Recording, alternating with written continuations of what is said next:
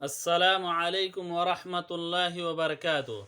الحمد للہ رب العالمین والصلاة والسلام علی سید الانبیاء والمرسلین اما بعد، عن عقبة بن عامر رضی اللہ تعالی عنہ قال قلت یا رسول اللہ من نجات قال امسک علیک لسانک ولیسعک بیتک وابک علی خطیئتک۔ ناظرین کرام، میں نے آپ کے سامنے ایک حدیث بیان کی، ترمذی شریف کی حدیث نمبر 2406۔ محترم ناظرین، اگر ہم سے یا آپ سے کوئی یہ پوچھے کہ نجات کیسے ممکن ہے، ہم نجات کیسے پائیں، گناہوں سے نجات، جہنم سے نجات، قبر کے عذاب سے نجات کس طرح ممکن ہے، تو ہم دیکھیں گے کہ ہم اور آپ ایک لمبی چوڑی لسٹ بنائیں گے یا ایک لمبا چوڑا پروگرام بتائیں گے کہ اس طریقے سے نجات ممکن ہے یا یہ اعمال کرنے ہوں گے۔ بہت سارے اعمال ہم جو ہے گنوا دیں گے کہ جو ہے یہ اعمال ہم کریں گے تبھی نجات ممکن ہے۔ لیکن یہی ایک سوال اللہ کے رسول صلی اللہ علیہ وسلم کے پیارے صحابی عقبہ بن عامر رضی اللہ تعالیٰ عنہ اللہ کے رسول صلی اللہ علیہ وسلم سے سوال کرتے ہیں۔ وہ پوچھتے ہیں کہ قلت یا رسول اللہ، عقبہ بن عامر رضی اللہ تعالیٰ عنہ کہتے ہیں کہ میں نے رسول اللہ صلی اللہ علیہ وسلم سے پوچھا کہ من نجات، نجات کیسے ممکن ہے؟ تو اللہ کے رسول صلی اللہ علیہ وسلم نے کیا فرمایا؟ امسک علیک لسانک، اپنی زبان کو کنٹرول میں رکھو، اپنی زبان کو قابو میں رکھو۔ دوسری نصیحت اللہ کے رسول صلی اللہ علیہ وسلم نے فرمائی وَلْيَسَعْكَ بَيْتُكَ، اور اپنے گھر کی وسعت میں مقید رہو، یعنی اپنے گھر کی چہار دیواری میں قید رہو۔ تیسری نصیحت اللہ کے رسول صلی اللہ علیہ وسلم نے فرمائی کہ وَابْكِ عَلَى خَطِيئَتِكَ، اور اپنے گناہوں پر اللہ سے رو۔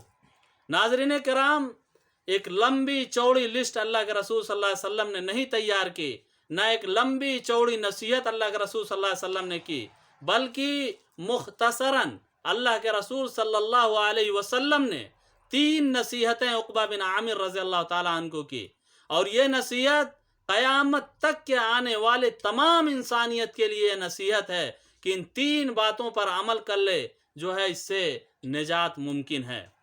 ناظرین کرام، پہلی نصیحت اللہ کے رسول صلی اللہ علیہ وسلم نے جو زبان کے تعلق سے نصیحت کی، اس زبان کی اہمیت کو واضح کیا گیا، کیونکہ اسے کنٹرول نہ رکھنے کی صورت میں انسان سے بکثرت گناہ صادر ہوتے رہتے ہیں۔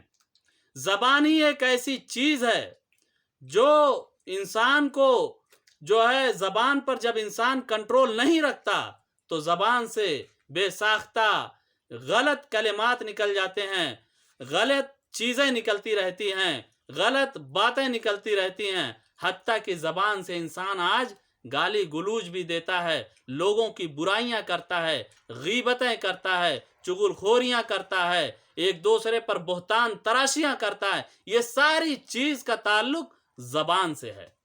آج ہم معاشرے میں غور کریں، ہر ایک انسان اپنے آپ پر غور کرے، دوسرے پر انگلی نہ دکھائے بلکہ خود اپنے اوپر انگلی دکھائے، اور یہ اپنے اندر ٹٹولے، اپنے اندر کھنگالے، اپنے اندر غور کرے، فکر کرے، اور یہ دیکھے کہ آج ہم زبان سے کیا کر رہے ہیں۔ آج ہم دیکھتے ہیں کہ یہ زبان سے معاشرے میں ہم جو ہے کہیں پر بھی ہوتے ہیں تو لوگوں کی برائیاں کرتے ہیں، ایک دوسرے کی غیبتیں کرتے ہیں، ایک دوسرے کی برائیاں کرتے ہیں۔ ہم کہیں پر بھی بیٹھے ہوں، چاہے وہ گھر میں ہوں، چاہے وہ باہر ہوں، چاہے جو ہے کسی بھی مجالس میں ہوں، تو ہم جو ہے چاہے ہوٹلوں میں ہوں، چوراہے پر ہوں، دکانوں پر ہوں، تو ہماری زبان کھلتی ہے تو بہت کم ہی اللہ ماشاءاللہ لوگ ہیں جو اچھی باتیں کرتے ہیں، بلکہ ہم دیکھتے ہیں کہ ہم ایک دوسرے کی برائیاں کرتے ہیں، اسی لیے اللہ کے رسول صلی اللہ علیہ وسلم نے فرمایا نصیحت کرتے ہوئے عقبہ بن عامر رضی اللہ تعالیٰ عنہ کو کہ اپنی زبان پر لگام دو، اپنی زبان کو کنٹرول میں رکھو، اپنی زبان کو قابو میں رکھو۔ زبان کے تعلق سے حدیث میں بڑی جو ہے بہت ساری احادیث آئی ہے زبان کی اہمیت کے تعلق سے، زبان کو قابو رکھنے کے تعلق سے۔ اسی طریقے سے سیدنا عبداللہ ابن عمر رضی اللہ تعالیٰ عنہما کی حدیث ہے، وہ روایت کرتے ہیں، وہ کہتے ہیں کہ رسول اللہ صلی اللہ علیہ وسلم نے فرمایا جو شخص خاموش رہا اس نے نجات پائی۔ یہ صحیح ترمذی کی حدیث علامہ البانی رحمۃ اللہ علیہ نے اس حدیث کو صحیح کہا ہے، یعنی جس نے زبان کو لگام دی وہ نجات پا گیا۔ اسی طریقے سے رسول اللہ صلی اللہ علیہ وسلم نے فرمایا، صحیح بخاری کی روایت ہے کہ جو شخص دو جبڑوں کے درمیان کی چیز کو اور دو ٹانگوں کی درمیان کی چیز کی ضمانت دے دے، میں اسے جنت کی ضمانت دیتا ہوں۔ دو جبڑوں کے درمیان کیا چیز ہے؟ دو جبڑوں کے درمیان ناظرین کرام یہ زبان ہے، زبان۔ اللہ کے رسول صلی اللہ علیہ وسلم نے فرمایا اس زبان کی اور شرمگاہ کی جو ضمانت دے دے میں اسے جنت کی ضمانت دیتا ہوں۔ ناظرین کرام زبان کی بڑی اہمیت ہے، زبان ہی کی وجہ سے اور سارے گناہ وجود میں آتے ہیں، زبان ہی کی وجہ سے بہت سارے گناہ ہوتے ہیں۔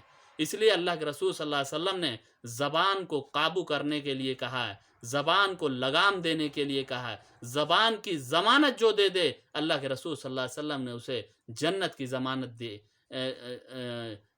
ضمانت دینے کے لیے تیار ہیں۔ اگر ہم اپنے زبان کو کنٹرول میں رکھیں، اپنی زبان کو لگام دیں، اپنی زبان جب بھی کھولیں سچ بولنے کے لیے، صحیح بولنے کے لیے کھولیں گے تو انشاءاللہ ہم نجات پا جائیں گے۔ ناظرین کرام اسی طریقے سے ایک اور حدیث ہے جو بخاری و مسلم اور امام احمد نے بھی اسے روایت کیا ہے، ابو ہریرہ رضی اللہ تعالیٰ عنہ کی روایت ہے۔ وہ کہتے ہیں کہ رسول اللہ صلی اللہ علیہ وسلم نے فرمایا جو اللہ پر اور یوم آخرت پر ایمان رکھتا ہے تو اسے چاہیے کہ وہ اچھی بات کہے یا جو ہے خاموش رہے، یعنی جب بھی کچھ بولے تو اچھی بات بولے، نہیں تو اس سے بہتر یہ ہے کہ وہ خاموش رہے۔ ناظرین کرام زبان کی بڑی اہمیت ہے۔ ابن قیم رحمۃ اللہ علیہ فرماتے ہیں، بڑی پیاری بات انہوں نے کہی۔ ابن قیم رحمۃ اللہ علیہ فرماتے ہیں ایک آدمی ایسا ہوگا جو قیامت کے دن آئے گا نیکیوں کا پہاڑ لے کر آئے گا، اور وہ دیکھے گا کہ اس کی زبان کی وجہ سے وہ تمام جو نیکیوں کا پہاڑ لے کر آیا تھا وہ ملیا میٹ کر دیے جائیں گے اس کی زبان کی وجہ سے۔ اور ایک آدمی گناہوں کا پہاڑ لے کر آیا ہوگا، لیکن وہ دیکھے گا کہ اس کی زبان کی وجہ سے اس کے گناہوں کے پہاڑ ریزہ ریزہ ہو جائیں گے۔ کیونکہ اس نے زبان سے اللہ کا ذکر کیا ہے، اللہ کے ذکر میں اپنی زبان کو تر رکھا ہوگا، اس لیے یہ جو ہے نیکی اس کے گناہوں کو ریزہ ریزہ کر دے گی۔ لیکن یہی زبان اگر غیبت، چغل خوری، برائی یا گالی گلوج، ایک دوسرے پر طنز کسنا یا ایک دوسرے کی برائی کرنا، اس معاملے میں اگر ہماری زبان کھلے گی تو ہم نیکیوں کا پہاڑ بھی لے کر آئیں گے۔ ابن قیم رحمۃ اللہ علیہ نے فرمایا کہ اگر نیکیوں کا پہاڑ بھی لے کر آؤ گے، انہی گناہوں کی وجہ سے وہ پہاڑ ملیا میٹ ہو جائیں گے، نیکی کے پہاڑ ختم ہو جائیں گے اور جو ہے وہ گناہوں میں بدل جائیں گے۔ ناظرین کرام ہم اپنی زبان پر قابو رکھیں۔ دوسری نصیحت جو اللہ کے رسول صلی اللہ علیہ وسلم نے فرمائی وہ نصیحت یہ ہے کہ ہم اپنے گھروں میں قید رہیں، اپنی چہار دیواریوں میں قید رہیں۔ کیونکہ جو ہے ہم بلا ضرورت چوراہوں پر، ہوٹلوں میں یا جو ہے بیہودہ مجالس میں نہ بیٹھیں۔ اگر ہم ہوٹلوں میں، چوراہوں پر یا بازاروں میں یا بیہودہ مجالس میں ہم بیٹھیں گے تو یہ ہماری زبان کہیں نہ کہیں پھسلے گی اور ایک دوسرے کی برائی میں ہم ملوث ہوں گے، یا ایک دوسرے کی برائی بھی ہم سنیں گے تب بھی ہم گناہ گار ہو جائیں گے۔ اسی لیے اللہ کے رسول صلی اللہ علیہ وسلم نے فرمایا بلا ضرورت گھر سے ہم کہیں بھی نہ نکلیں۔ جتنی ضرورت ہے ہم جہاں بھی جائیں اچھے لوگوں میں بیٹھیں، اچھے لوگوں کے ساتھ رہیں، بیہودہ لوگوں سے پرہیز کریں، بیہودہ مجالس سے پرہیز کریں، بیہودہ مجالس سے دور رہیں، بیہودہ جگہوں پر نہ جائیں، شیطانی مجالس میں نہ جائیں، کیونکہ ہم وہاں پر جائیں گے تو ہم برائیوں میں ملوث ہوں گے. ہماری زبان بھی، اگر ہم بیہودہ مجالس میں بیٹھیں گے، ظاہر سی بات ہے وہاں پر غیبتیں ہوں گی، برائیاں ہوں گی، وہاں پر جو ہے برے الفاظ نکلیں گے اور ہم کہیں نہ کہیں برائیوں کے شکار ہو جائیں گے. ناظرین کرام، تیسری نصیحت جو اللہ کے رسول صلی اللہ علیہ وسلم نے عقبہ بن عامر رضی اللہ تعالیٰ عنہ کو کی ہے، وہ نصیحت یہ ہے کیا کہ ہم اپنے گناہوں پر شرمندہ ہوں، اپنے گناہوں پر اللہ سے روئیں، گڑ گڑائیں، اللہ سے معافی طلب کریں. بحیثیت انسان سے غلطیاں ضرور ہوگی، اور اس کی تلافی کے لیے ہم رب العالمین کے سامنے اپنے گناہوں کا اظہار کریں، اپنے رب العالمین کے سامنے عاجزی کا اظہار کریں، اور اس سے ہم مغفرت طلب کریں. ہم اللہ سے روئیں، ہم اللہ سے گڑ گڑائیں، اللہ سے معافی طلب کریں، اللہ سے ہم اپنی خطاؤں کا اظہار کریں. اللہ ہم سے یہ غلطی ہو گئی ہے، اے اللہ جانے انجانے میں ہم سے خطائیں ہو گئی ہے، اے اللہ تو ہی معاف کرنے والا ہے، اے اللہ تو ہی بخشنے والا ہے، اے اللہ ہمارے گناہوں کو بخش دے.